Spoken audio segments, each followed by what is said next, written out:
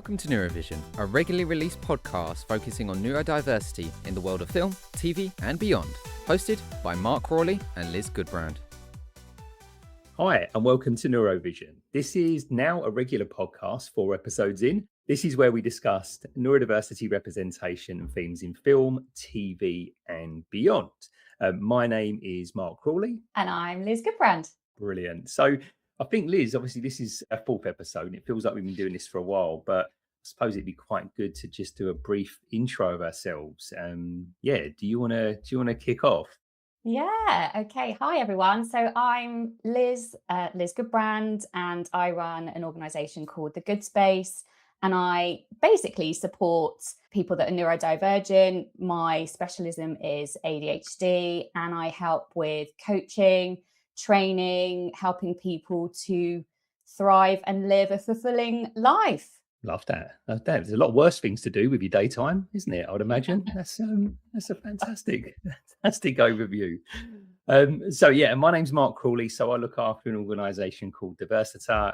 Essentially, we're a neurodiversity consultancy, so working with companies to help them become more neuro-inclusive and to provide positive experiences for ND employees and job seekers. But like Liz, we have a real big focus on our community. We have a platform called Diversity Connect, which is growing quite quickly with webinars and monthly meetups. And we were talking about some body doubling stuff we're trying at the moment. So yeah, it's a bit of a sandbox of ideas at the moment. Not all of them successful, but we're enjoying it. Yeah, I think it's great to experiment and see what lands for your community and what doesn't. Yeah, I think so. And I think one thing I've learned, and I'm sure it might be the same, Liz, with the ND communities, there could be some quite honest feedback, quite direct, quite blunt sometimes. So it certainly puts us in the right direction. Love it. So in terms of the podcast itself, just a reminder really though, so that this is very much a sort of hopefully a reasonably light-hearted view or overview of ND representation in media.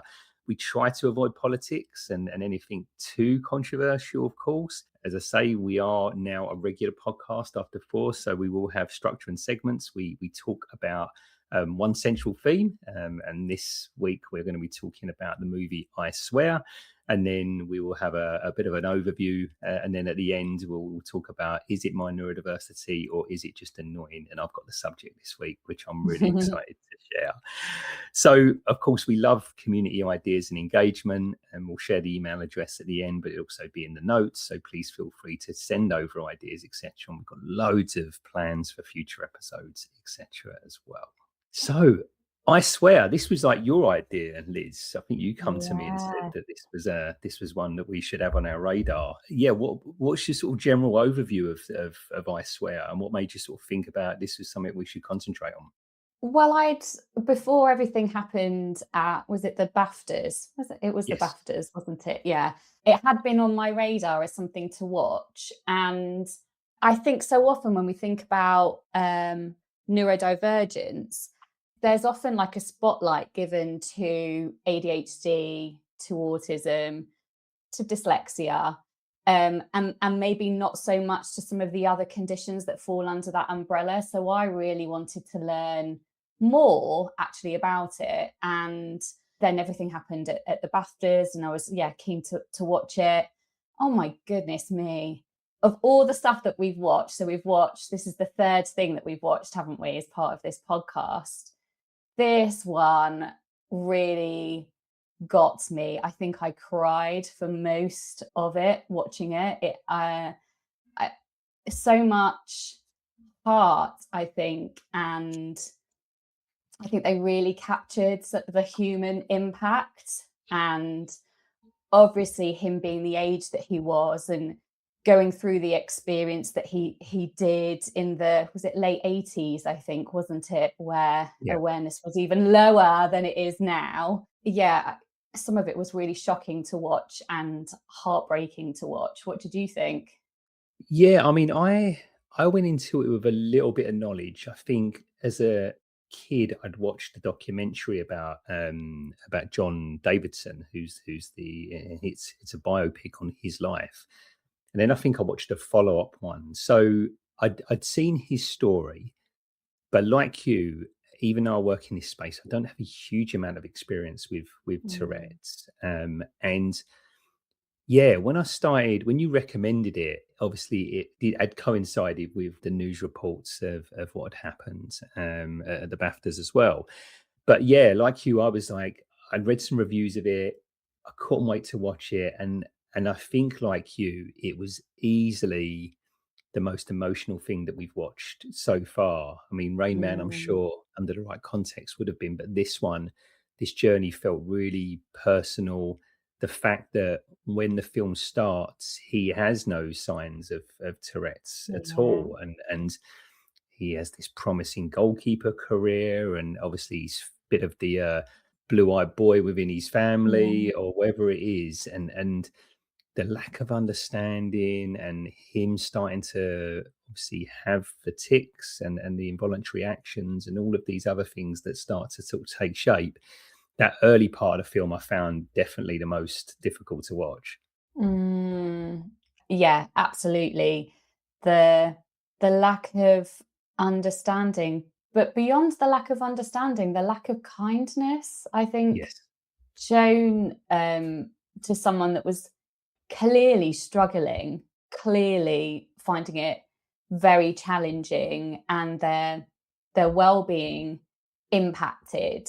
I mean, the scene where his mum told him to eat in front of the fire, so he was at that point he was isolated, he was no longer part of the family. And so when his mum shared the news about his dad leaving, he wasn't even part of that conversation. He was separate. And yeah, just the judgment, the shame that he carried, the weight of it. You really felt the weight of it, didn't you? I think watching, particularly like you said, in the earlier years, but even later in life actually as well. Like there was that scene in the hospital after he'd been hit with a crowbar, and did he say he just kept saying over and over how tired he was? Yeah, absolutely. And I think when you mentioned about the kindness aspect, and when I was watching it initially, I was trying to, rightly or wrongly, have a look at this through the parent's lens, right? As a parent of a neurodivergent child as well. And I think they could have been forgiven for, certainly at the start, thinking that he was messing around or they didn't really understand what was going on. And obviously his initial actions, like you mentioned, which caused him to eat in front of the fireplace, he spat across the dinner table, right? And he was swearing at the dinner table, and he was obviously had these tics, etc. as well. So the parents didn't really understand it. And I suppose early on you could understand that they may feel that way. But then you nailed it. There was no thought of kindness or understanding or believing him or trying to get any type of grasp of understanding this, and particularly early on when he was young. And I found that heartbreaking, really did. Really. And I know we tried to keep these quite light, but I really found that upsetting, really did. Yeah, absolutely the same. And then when it forwarded to the scene in the supermarket where he was a young adult with his mum in the supermarket and was on medication, and it's really hard, isn't it? Because it's hard not to judge the parents, because there is always more to the story than that's probably been presented as well. So you have to be careful with that. But just the kindness still wasn't there at that point. And it seemed as though maybe it'd been her intention for him to take medication to, quote unquote, suppress the tics and almost get him to fit more into societal norm a little bit and be able to go out and about without, again, any consideration as to how that might impact him and his well-being and what he wanted to experience out of life. Yeah, I totally agree. And you see this sometimes with parents. And again, I have a lot of sympathy around it, where they push everything into their comfort zone or into their level of acceptance. And with this, I was like screaming at the screen, and I was watching it with Julia. And I was like, why has no one even thought to consult a doctor here, right? Very early on, right? I mean, certainly, I know it seemed to jump, didn't it, from when he was young to then the fact he's taking medication. So you assume that they got some medical assistance in that time. But then that scene where he was blaming himself for his dad leaving and his mum didn't deny it. And you're thinking, come on, it was the part of the early start was so upsetting that it was only a couple of almost like humorous situations, like the cinema scene and a few others that I think really balanced it a little bit. Do you know what I mean? And a huge humor throughout the film in a very respectful way, I thought. But it was the transition into adulthood was quite interesting though. I like you, I picked up on the supermarket scene quite a bit, that he was always being mollycoddled at that point. Well, absolutely, and almost this dictatorship almost, and I wonder if some of that possibly came out of fear being out of the mother's kind of comfort zone. She was clearly someone that liked to have control, and you saw that in some of the scenes leading up to John experiencing some of his first tics. So she was very kind of methodical, very structured, very routine driven, it seemed. Well, that was what was portrayed. You have to wonder what I mean, I can say this as a parent, and I'll try not to get emotional when I say this, but I do think your one role as a parent is to give your children unconditional love and to make them feel safe. And Absolutely. she didn't live up to it's a privilege, it's a responsibility being a parent. Absolutely. And it's really interesting for me on that point that you're right. First, they didn't take the responsibility, but secondly, you'd have thought at one point, relatively quickly, they would have separated these involuntary language outbursts and tics away from the fact that he was just a lovely kid, right? With lovely manners, etc. And you had these sporadic things that obviously he couldn't help, and they don't actually reflect his views or anything like that. And that's sort of, that point is definitely laid out very, very clearly within the film. But it was almost a sense of embarrassment for the parents, or a sense of this wasn't what the view they had for their child. I'm sure a lot of parents of ND children go through this. Like the dad, for example, obviously he was going to be a goalkeeper. He had a talent scout come to watch him, and suddenly that's not possible anymore. And the dad, it was quite a little bit simplified, but it looks like he almost lost interest at that point, and there was some problems with him. You know what I mean? But it was, I take it point is that the person you should be able to rely on most in the world at that point, he couldn't rely on. Yeah, I know. And then in contrast to that experience, Dottie, so his mate's mum, oh my goodness, she was just the lightness, and she was the warmth and the safety that he had never experienced up to that point. Absolutely. So Maxine Peake, the actress from there, plays a wide range of characters. I think she played Myra Hindley in something a few years ago, right? But in this, totally by contrast, what an incredible character of Dottie. And forgive my memory on it, but this was his friend's mum, wasn't it? Yes, his friend's mum. And he was in a rush to get home to take his medication, and his mate said, no, come on in. And he didn't want to, but he went in, and he didn't join them at the table for a while because his tics had become quite intense because he hadn't taken the medication. So he was in the bathroom, and what was really nice is she was just so understanding. She was a mental health nurse, so she had a bit of understanding, and she created the space for him to be himself, because she said to him, don't ever apologize for something that you can't control, for something that there is no kind of intent behind. Don't ever apologize for being yourself. And you kind of felt him relax, and start to experience life, because I don't think up until that point, again, based on what we saw, had he been living? Like, what kind of life had he had up to that point? Like that gorgeous like dance scene in the lounge where he was like practicing his dancing, and he was just like, it was joyful to see, and in such stark contrast to the earlier part. Yeah, absolutely. Those years between him, obviously not sort of reaching his goalkeeping dream, and then this point, must have been horrible. But like you, I love the scene with Dottie there. I think it's used in a couple of trailers where she said he swears, and I think he says something really sort of, what again, if you didn't understand the context, would find offensive. And Yeah. she says, look, we've got to talk about your language. And he thinks, oh, here we go again. There's someone going to pull me up about my swearing. And she's like, look, in this house, we do not ever, ever apologize for things we do not mean. So I can cope with the swearing. I just can't cope with you saying fucking sorry all the time.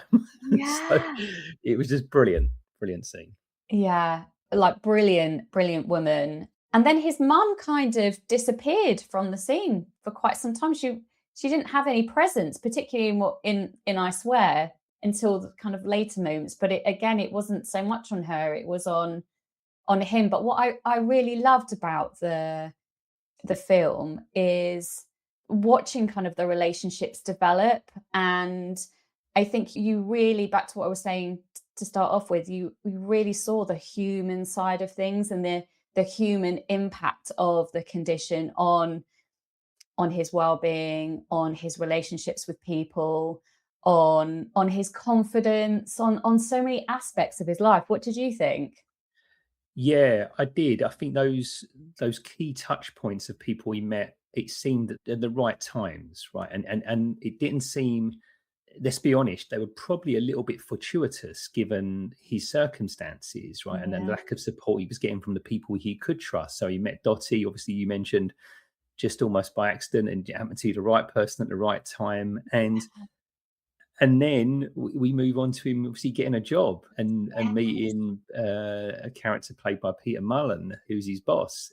And again, just this amazing guy who gives him support and understanding, even though during the interview for the job, John punches his dog. It was like, which I thought was handled again quite humorously, but with a lot of understanding, and he gets that job, doesn't he? And that's another person who seemed really important to developing that, his confidence and his pathways. Oh my gosh, someone believed in him, someone else that believed in him and saw potential in him that he didn't see himself, because he came away from that interview and said that he'd basically blown it. And it was lovely that someone did believe in him, and the relationship that blossomed between them. And I think what I Swear did really well, and you've touched on it, is bringing some humor in. And everyone experiences Tourette's differently. Some people use humor and invite people into the humor as well, and as long as people are laughing with them. But then other people don't like to experience it in that way. So everybody kind of experiences it in different ways, and wants to be, I guess, treated in a particular way. So I think one of the learning is to not make any assumptions, and to always ask someone, like, how would you like us to kind of respond if you're ticking? Like, because some people want some reassurance that, hey, it's all right, it doesn't bother me, like, crack on. Some people like to have the humor there, and some people maybe don't want anything to be acknowledged, and just want to carry about. So I think the story only kind of showed and depicted one person's experience, didn't it? And sometimes with these things, you can take that as like a one size fits all, and it's important to just acknowledge that it's one person's experience and doesn't necessarily talk for the whole community. But I think it's done a really brilliant job at raising awareness of the impact. Yeah, I totally agree. And whatever his experience was, he was obviously given sort of a psychologically safe environment to be able to be himself. And Dottie and her family, to their credit, provided that, and then his workplace provided that, and all of these other things. It doesn't mean that there was still quite a few bumps in the road even at that point, but he always felt like he could sort of reverse bungee back into that family dynamic where he would get a level of support and understanding, etc. And I think from a neurodiversity, it's almost like training perspective, one thing that really stood out for me was the fact that when he had the job interview, obviously Dottie had briefed the interviewers and the organization, so it's almost like he disclosed he got a level of understanding or foundational understanding through a reasonable adjustment.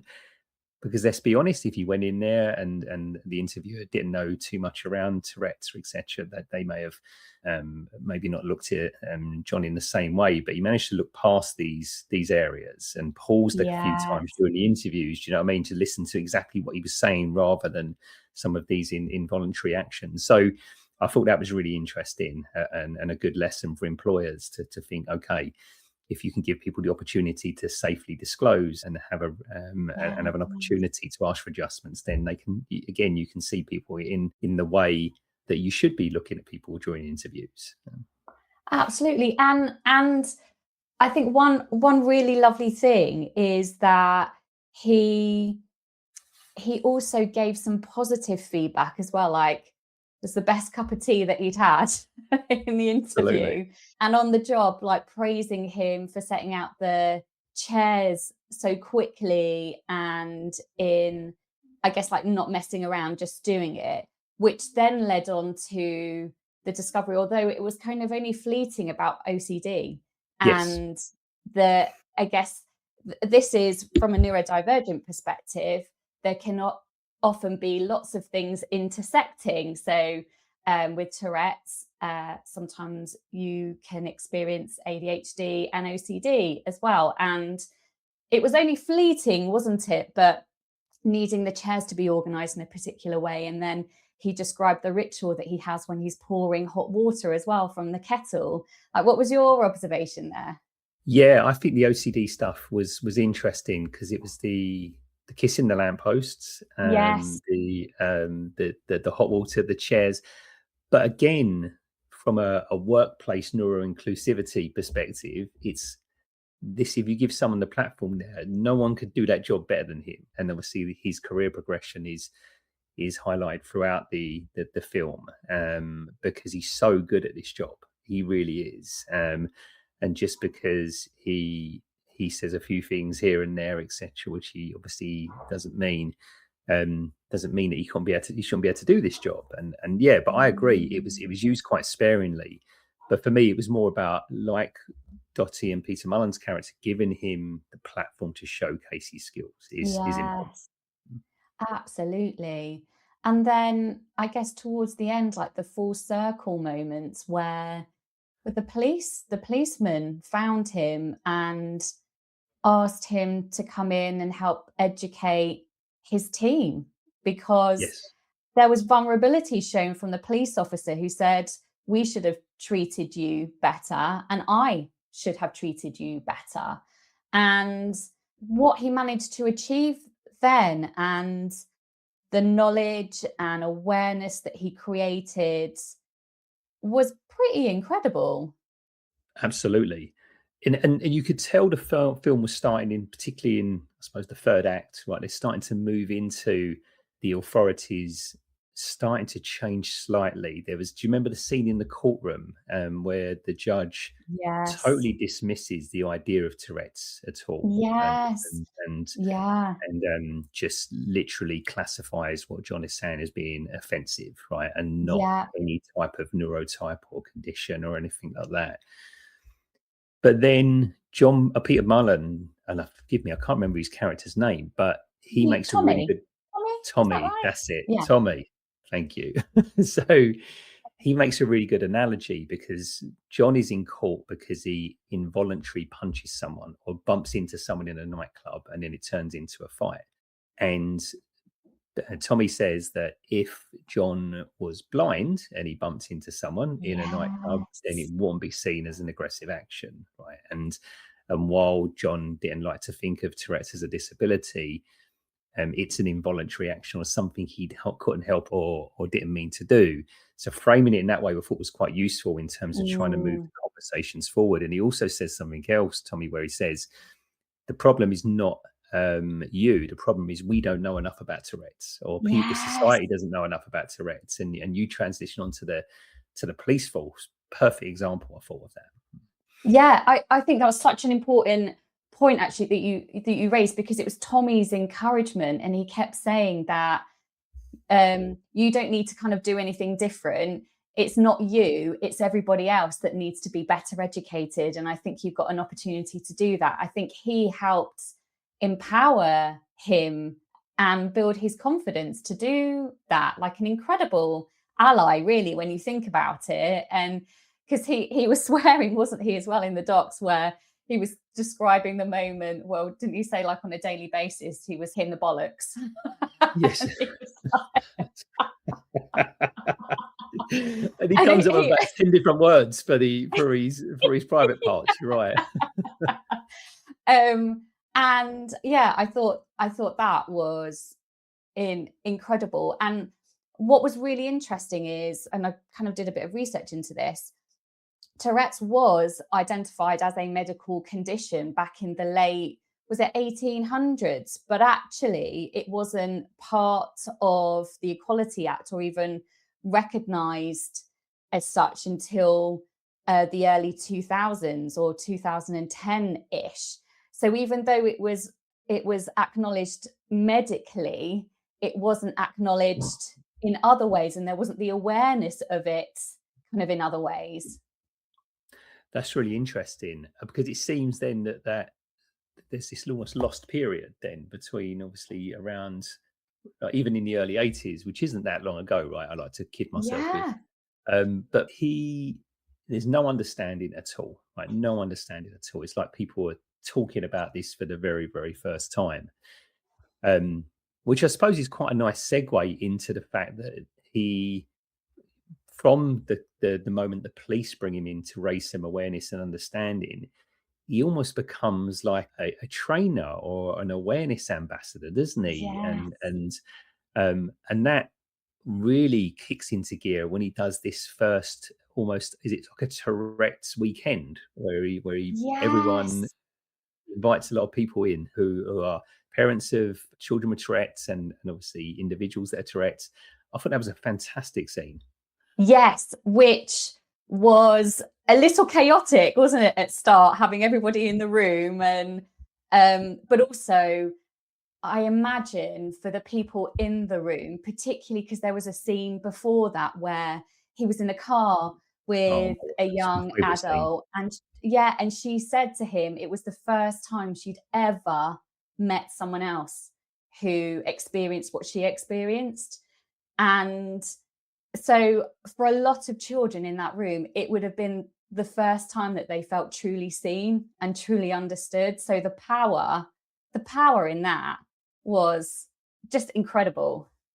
Absolutely. And the safe space in that car where they were both felt safe to release the tics and language, etc. It was just fantastic. It was just a brilliant scene, full of like incredibly strong language, but just like it was just handled in such a beautiful way. I thought I really loved that car scene.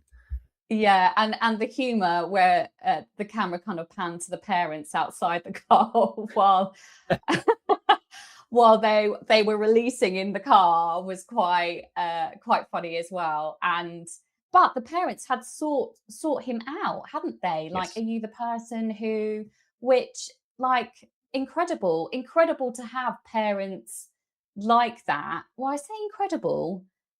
That's an interesting word that I use there. I'd love to get your take on that, because is it incredible, or is it a parent doing best by their child by trying to support them? There isn't anything incredible in supporting your child, is there? Or there shouldn't be. I suppose there's a bit of a balance, really, because you think there's a really important scene where when he does the weekend retreat, there's a drummer, a Tourette's musician, helping some of the children or some of the younger people manage some of the tics. But then equally so in the other room, John is talking to the parents to say it's important that you're kind to yourself. You know it's challenging sometimes being a parent, etc., particularly if you don't understand it. So there's a balance there, because although it's your responsibility, of course it is, it doesn't mean that there's not days that are quite challenging, right? There's not days Yes, that are going to be quite, yeah. they'd obviously reached a point where they'd heard about John, and maybe this is great that someone else is talking about it, etc. So you're right. I think it was definitely a good next step or a good thing to do. I don't know if it's incredible, but it's certainly something where they were obviously very good parents and wanted to be supportive. Absolutely. I think particularly at that point in time when I imagine, I mean, what are we talking now? Are we talking, when did all this start? Was it early noughties at this point when he started? Yeah, I think this must have been about, he was maybe about 30 at this point. So maybe late 90s this was. Yeah, I Yeah. imagine seeking out information was still quite challenging actually for parents, because I mean, even now it seems as though there is support, but the support is quite limited when it comes to supporting children, young adults actually with Tourette's. And the whole process of being diagnosed can be quite challenging and can be quite stressful as well, because it's a year of observations, which it's a long time, isn't it? And then when you couple that with the waiting lists on top of that. Absolutely. And I think you're right. Then you would have probably got some quite inconsistent support, I'd imagine, Yes. from Yeah. doctors and medical staff or anyone's advice. But then what I loved was that weekend retreat was almost a springboard then for him doing almost like this montage of awareness sessions. And Yes. what I loved was the one we went into the school in particular, because it had Yeah. come full circle, where he'd been quite heavily bullied at school to now quite a captive audience of young people and children that were listening to him and learning more and those type of things, which I thought was really, really important. And Mm. obviously with the Nottingham University study that he was invited to, Yes. it ends, or it starts to wrap up in quite a positive, but of course cautiously optimistic, I think, Yeah. ending. Yeah, it does. And again, I cried at that scene when he had avoided libraries for most of his life, and then he was able to experience going into a library. And I think there are lots of things that we can often take for granted, can't we? Like the experience of just being able to go into a library, or the experience of kind of doing something else that might feel quite mundane for one person, but actually there are invisible barriers or challenges in play for some other people accessing what we might take for granted. Oh, absolutely. Absolutely. You think about the nightclub scene, the library Yes. scene, being at Yeah. school, being able to um, live on your own in this instance was quite challenging, because Yeah. because of friendships and relationships he was taken advantage of a little bit. And there's a variety of things, wasn't there? And I think Yes. this is what he seemed to find himself a little bit at the end. He got a dog as well, near the end, Yeah. which was good. But he seemed to find his place, and talking about his experiences and helping others, again, for me, just highlighted his core character, right? He's actually who he was, right, underneath all Yeah. of these tics, etc. Tourette's is fundamentally part of his identity. I get that, but in terms of the words he was saying and the things he was saying, they were not meant offensively. I never got the No. impression at any one point there was the case, and there was quite almost sometimes jarring shifts in his dialogue, to where he says something. I'm in the supermarket and he's like, "Oh, should I grab some pears, Dottie?" or something like that. And it was lovely to see. And I think there's one thing this film made really clear, is that the things he was saying were not meant in any way to be Yeah. offensive. Absolutely. There's a brilliant account that a person that I follow on LinkedIn called Luke Manton, and Okay. he at the moment he's doing a series, so 26 days of Tourette. So he's doing an A to Z of Tourette's, and it was prompted by what happened at the BAFTAs. but he uses his platform to educate on the condition. And I can't recommend his account enough, because it's like bite-sized content, really easy to and accessible to understand. And what he was describing in one of his videos is that you're actually consciously not even aware. And so he says sometimes when he says things, it's a surprise to him what he says, because you don't go through a filtering process or anything. You just say something, and oftentimes the thing that you say, and using Luke's words, is the most inappropriate thing you could possibly say in that moment. But again, it's not done in a way where you're consciously aware of it at all. You have no control over it. And some people with the condition, they're able to a certain degree, suppress tics, but the impact of that is significant on that person. So we're talking like exhaustion, burnout, mental well-being concerns, and not everybody is able to do that, and not everybody should have to do that either. I think sometimes when we talk about neurodivergence and we talk about masking, I'm not in a camp where I see masking is kind of being right or wrong. I'm very much about it being person specific, and whether we like it or not, there are some environments still that you don't feel safe to be entirely yourself. So you do suppress and hide parts of you, and that's a form of protection. And I'm not going to go in on somebody and say, but you need to wear a mask, when they're feeling like they need to protect themselves. But when you're in that situation and you are consciously aware of suppressing tics or masking to an extent, make sure you're taking good care of yourself around those moments. So looking after your well-being afterwards, looking after your well-being in advance. Sometimes you're going into a difficult environment, so you might be suppressing some stuff. Just make sure you look after yourself. Absolutely. You've been incredibly well said, Liz. I think the range of subjects and areas that sometimes now working in this space we take for granted. A lot of them are really well laid out in this film. So maybe before we get on to scoring the film as a film and scoring the film in terms of representation, in terms of the incident of the BAFTAs, I'm not sure I feel totally qualified to talk about it in depth, but there's two things for me that stand out. The first thing is that I am 100% sure that what John said, he didn't mean. It's not something that he meant. It's just an involuntary action, part of Tourette's.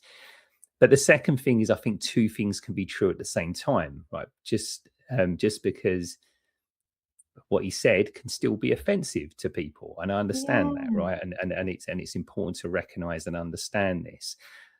What I wasn't too on board with was there seemed to be some indications that it was almost some sort of subconscious bias that he had, or something like that. You could see I've mentioned a few times. So I don't know what your take was on it, but that was very much my walk away, really. That it was just a really upsetting situation all round, I think, for all parties. But the level of understanding, I think, could have, just particularly given the fact that the film was being highlighted that day, etc., it could have been maybe understood a bit more. Yeah, I can completely agree with what you've just said.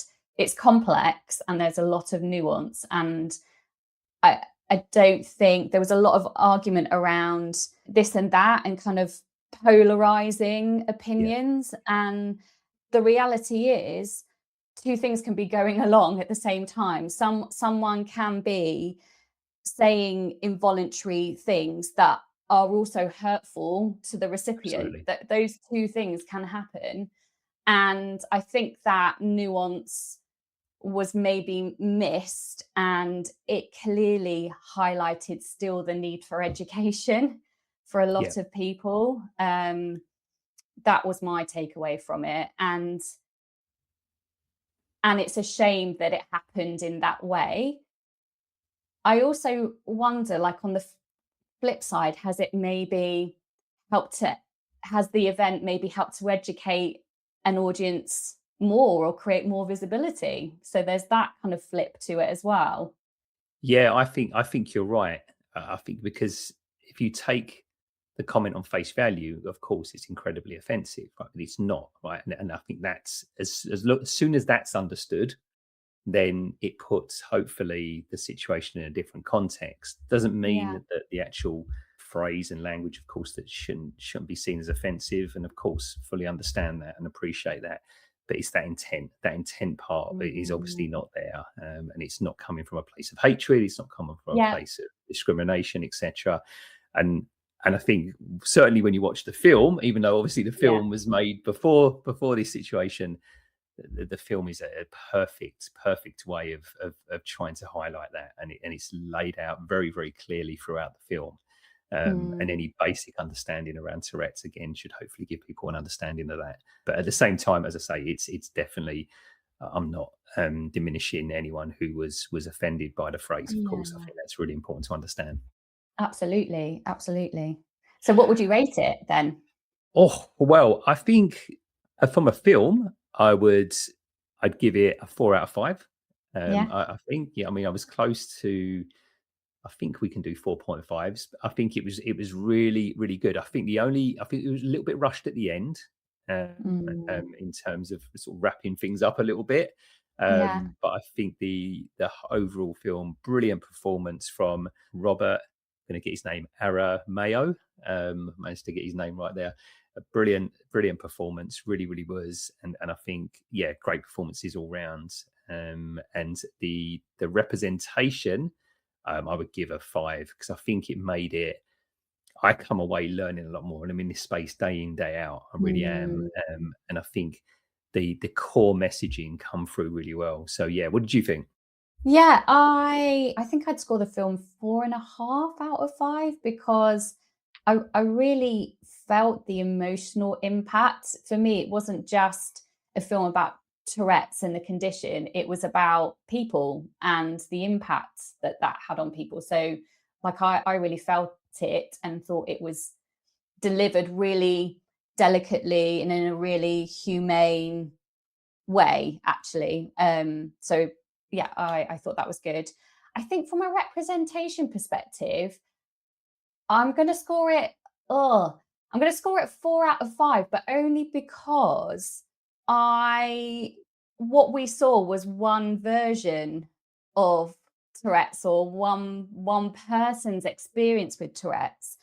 And when it comes to things like coprolalia, it actually only impacts 10 to 15% of the Tourette population. So I think just in the same way with some of the other films that we've watched, we've seen a minority, like a minority view of the condition. I don't think I worded that very well, but you kind of get what I mean. And for lots of people experiencing Tourette's, their tics can almost be invisible to other people, but impact them to a point of it being debilitating at times.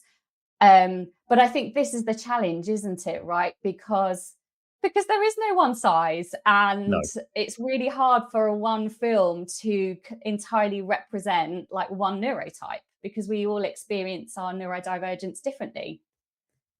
Absolutely. And I think what I like is that it was his story, and it was his representation, and and it showed that journey, and it showed a journey through eras as well. It was because it showed it through the 80s and obviously the 90s and 2000s to now, and I loved it. But it also, to me, really highlighted that for every John Davidson, there's probably hundreds and hundreds of people that didn't meet someone at the right time, or didn't meet an ally or an advocate, and didn't find their pathway or journey as well. And I think it was almost subtly implied that that's the case. It never, there was no, what's the word, sort of level of structure to how he managed to find his journey, right? It was just very, very sort of fortuitous, and of course that needs to change, and hopefully is changing quite a lot. Yeah, absolutely. Amazing. Well, I'm so glad you recommended it, Liz, as well. As I say, it was a tough watch at time, but the humour was used sparingly and brilliantly. Performances were great, and thank you for recommending it. I think just really well executed. I think, I thought it was a brilliant watch. Absolutely. So now we're going to move on to our segment that we do in every episode. And Liz, this was your idea right at the start. So we can't not carry on doing it now, which is good. So will we run out of things that we find annoying? Or you know what? I don't think so. I've got another list of about 20, so don't worry about it. It's so is it my neurodiversity or is it annoying? So we've covered queuing, we've covered things like HelloFresh and that category, and we also covered adverts, specifically a Skechers advert. Yes, that's it. Specifically Skechers adverts. And also I should have said on the queuing, the why you're queuing in the first place, and can the people who are serving you or causing your queue be all more operationally efficient in supporting you. Loved it. But my one, Liz, for this week is, and the only reason I'm trying to blame this on my ADHD is because I don't want to accept I'm getting old, is doorway amnesia, right? So I read about this morning, it's almost when I go into a room, I'm going into the room, I don't know, to put the toaster on. Yeah. And then before I know it, I'm suddenly cleaning the sides, emptying the dishwasher, putting the TV on, watching some shit on YouTube, doing everything other than eating toast, right? Yeah. And I'm sure that this may be combined with my age, right? But I do find it really annoying either way, that I genuinely struggle with this, right? I really do. No, I shouldn't laugh here, but I get a lot of other stuff done. It's not like I don't get a task done, but definitely not the core task. So while I find it annoying, and while I'd like to blame it on being 51, I am starting to think that it might be my ADHD. But I don't know what you think. You're an ADHD coach, Liz. What's going on here? So I experience the same thing, and I'm laughing because it's always with toast. I always burn toast under the grill, and I think there are two things that happen for me when I put toast under the grill.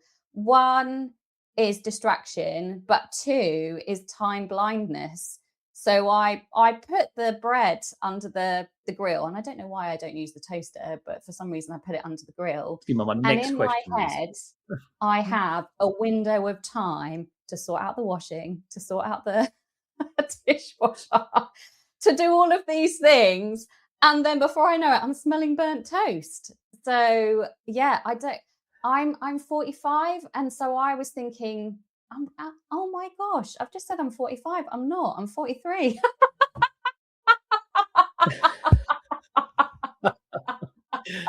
Maybe it's a subconscious way of making me feel better about myself. Thank you. Yeah. So not only am I making up my age now, I'm soon to be 44.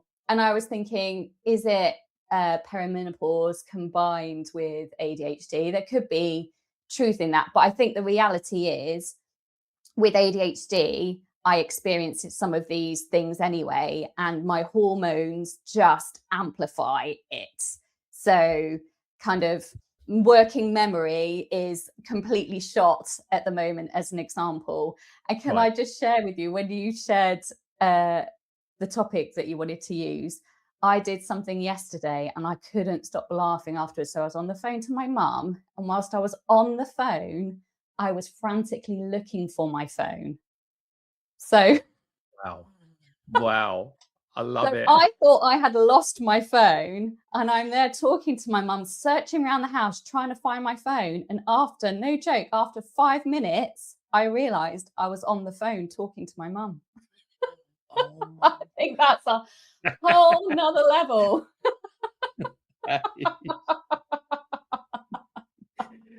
But this is it. These are the humorous parts of neurotypes, right? I'm sure, and other things. But trying to separate them, I'm sure, is important. But yeah, so I'm really making a conscious effort to latch onto the core task. I'm still not sure why you're using the grill, mate.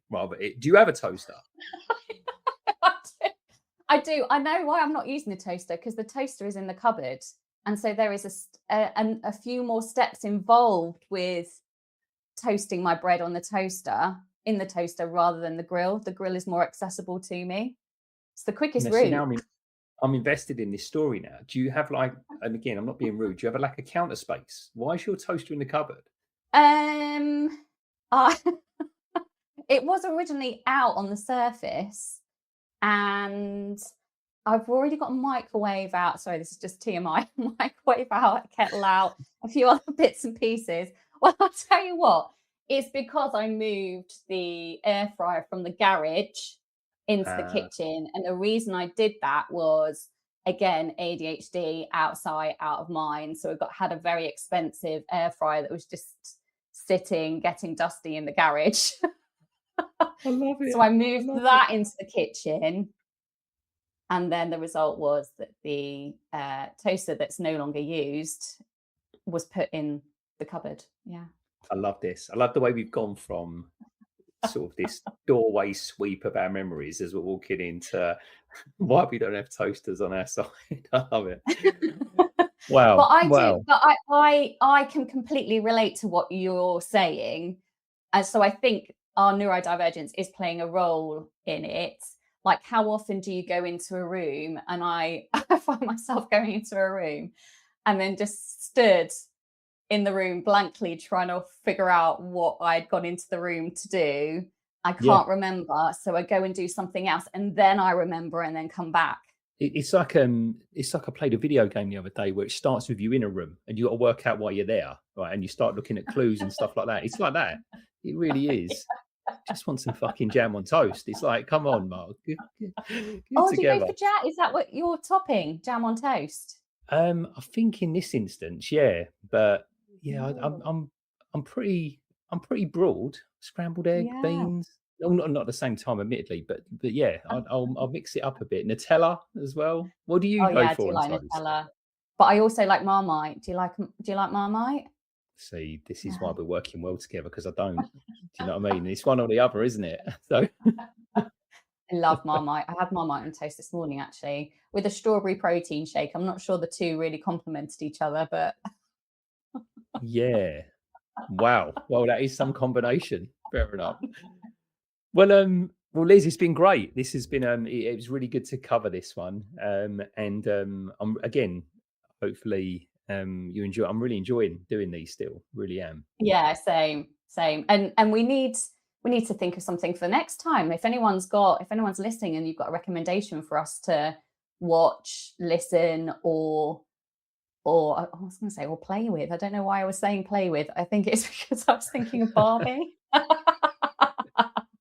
If anyone has any recommendations, then we'd love to hear from you. So our email address is hello.neurovision@gmail.com.